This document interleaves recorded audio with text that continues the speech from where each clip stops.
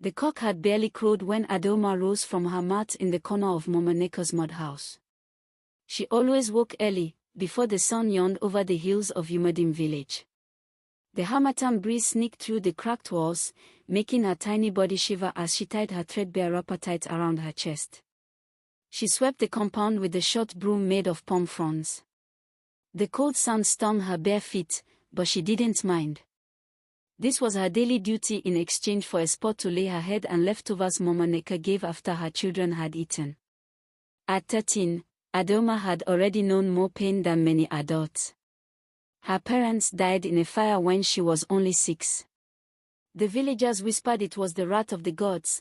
Her father had once cursed a titled man in anger. But Adoma never believed those stories. All she remembered was her mother's sweet singing voice and the warm smell of her father's skin after he returned from the farm. After the fire, no one came for her. Her uncles fought over her father's land, and no one remembered the little girl with sad eyes and ash-covered hair. Mama Neka, who had once been her mother's friend, took her in. But Adoma quickly learned she was more of a servant than a child in the house. She fetched water from the stream every morning, balancing the clay pot on her head as though her life depended on it. She washed the clothes of all 5 of Mama Neka's children, even the grown ones who did nothing but lounge under the mango tree and tease her. See, as she dey walk her like broomstick, Obiora, the oldest son, would laugh. Still, Adoma never cried. Not in front of them. She would wait until night, when everyone slept, and press her face into her wrapper, muffling her sobs. But there was one place where her heart found peace, the village school. It was just 3 dusty classrooms with broken chairs and faded blackboards, but to Adoma, it was paradise. The headmaster, Mr. Chinedu, allowed her to sit in the back when she finished her chores quickly.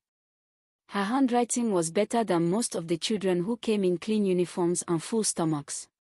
One day, during a dictation exercise, Mr. Chinedu paused and stared at her slate. "Who wrote this?" he asked, raising the thin board. Adoma's heart pounded. She stood slowly. "Me, sir."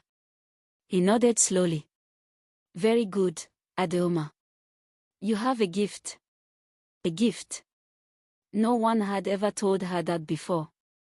That night, as she laid on her mat with the stars peeking through the cracks in the roof, Adoma whispered the word to herself over and over like a lullaby. But life, as always, wasn't done testing her. One afternoon,